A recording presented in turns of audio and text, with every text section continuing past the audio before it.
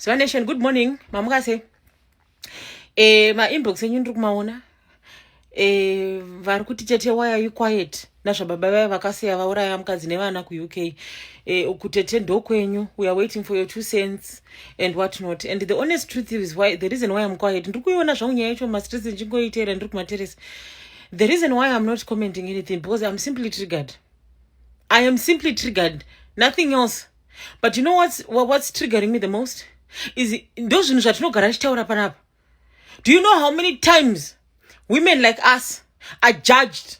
Nenyaya yekutaura mashoko ekuti kana marriage yanetsa siya, akapfeka boots ndiwo kunzwa kushinya kwayo, kana zvanetsa siya. Stop ignoring my red flags. Hakuna munhu akambotadza kupinda denga nokuti kwanza ari divorced. God hates divorce, but he does not hate the divorcee. How many times have we been judged, sisters on sisters, endless times panapa? Zvichinzi nokuti mimi hamunaimba, hamuudze vanhu vari mudzimba kuzvekuita, hamupe vanhu marriage advice kana imimi musimo mudzimba dzacho. How many times waunonzwa una mari, munasina mari, kwanisi kupa munhu ane mari advice. 1.3 million yasiwa yakati dzi uko. Isu tirimo tiri kuroja tiri vapenyu. I am so triggered because our community is just messed up. Inonzi toxic positivity yatinayo. Yokuda kungoudza vanhu kuti shingirira. How funny, it's how convenient. You people want to throw in the Bible when it best suits you. Hey, mwari akati. And the society, it expects women to just endure all this nonsense and still stay in shape and put a smile on their face. Munhu yauraiwa nhasi uyu haana kutanga kungouraiwa musi wokutanga ndobva angofira ipapo, man. This has been an ongoing thing. Zona munhu ofa anenge achishingirira nonsense. How many times has she been beaten? Achingoshingirira muchingomupa advice isina basa.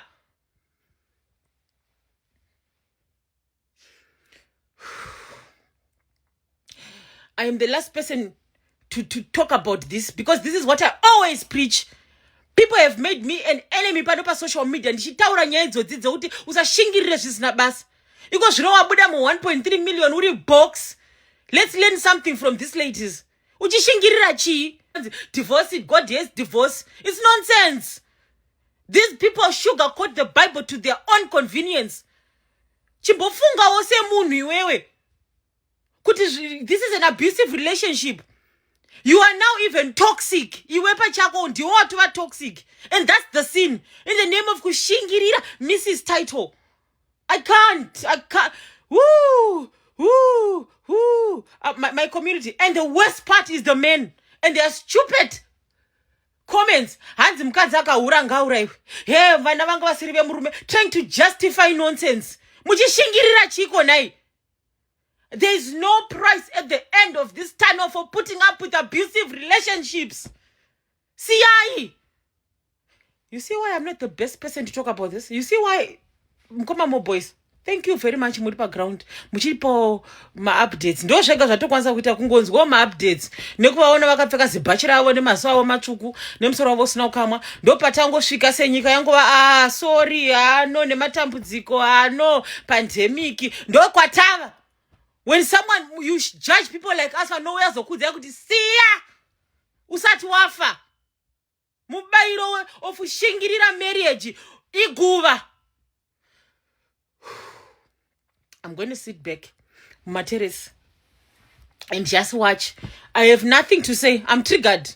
I have absolutely nothing to say. Andina zvokutaura rikatingoona kumaterrace nokuti kauya pana pachikupa advice yacho munoti munorwadziwa nokuti hamumo mudzimba dzacho. Isisu tiri vapenyu tiri mu 1 room. Iwo wabuda mu 1.3 nokuti uri kushingirira. I know this lady kuzoona auraiwa akatorohwa akashungurudzwa kakawanda achingodzokera. Because society conditioned us kuti shingirira dzokera. Mrs. Title. Now you see why I'm not the best person to talk about this right now? This is why I'm not commenting. Because this is me in the comment section every single day. I'm on the sidelines. Thank you, Zanisha. I'll sit this one out. When the dust has settled, because I'm afraid I might say the wrong thing. And my tone and everything. Abusive men get away with a lot. And you see abusive men supporting other abusive men in the comment section.